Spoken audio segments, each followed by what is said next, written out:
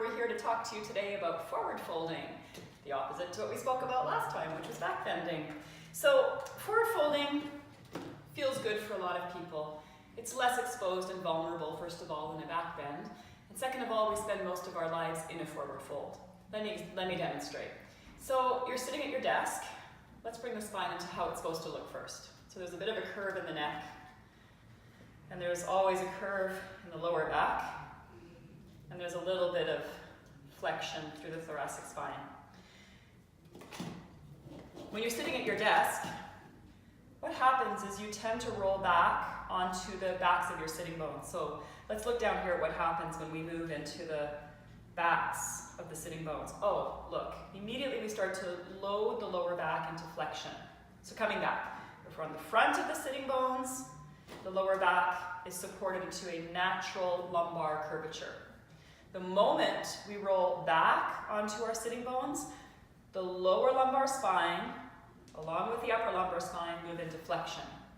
From here, the head, which is 10 or 12 or 15 pounds, starts to move forward so we can see the desk or see the book we're reading.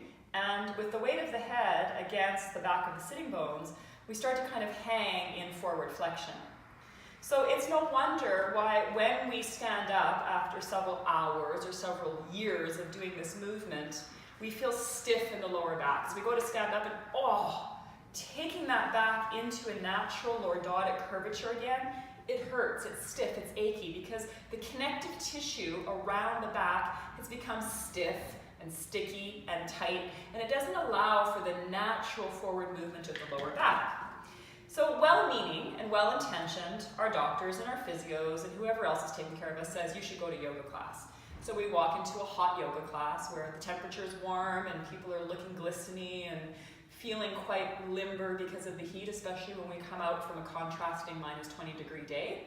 And what happens is the first thing that we tend to do is, well, we're told to stand with a tall spine, but this person doesn't know how to find a tall spine, how to execute a tall spine from this position.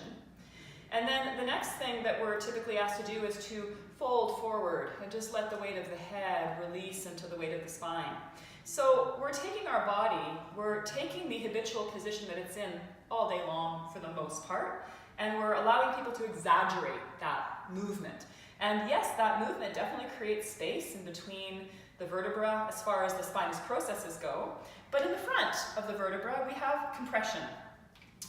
This compressive load is starting to move into the lower back. So the bottom of the chain, the bottom of the pole is the lower back and the pelvis. And so this forward flexion begins to push against that. So it brings what is typically happening during the day into a more exaggerated form. So it's like, oh, I feel so good.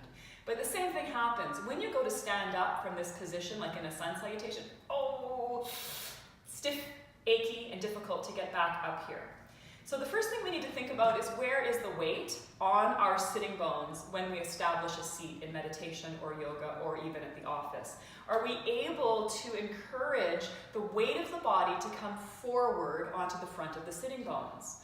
And then are we able to utilize the natural extension of the inhalation to bring the rib cage over the pelvis? Let's just say the head is still down.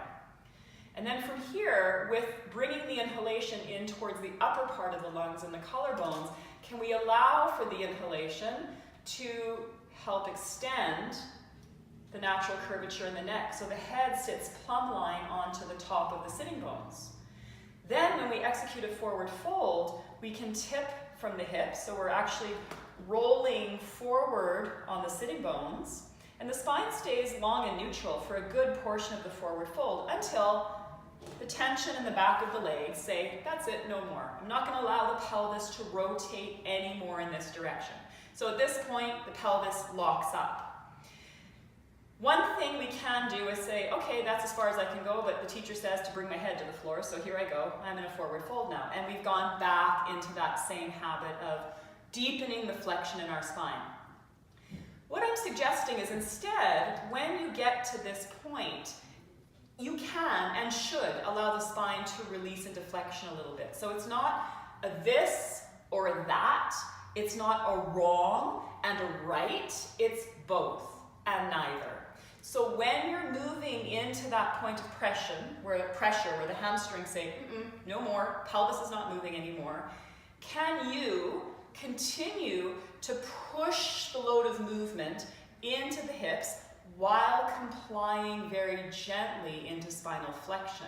So what this means is I am slowly releasing the tension. So here my back muscles are tight, they're holding my spine upright.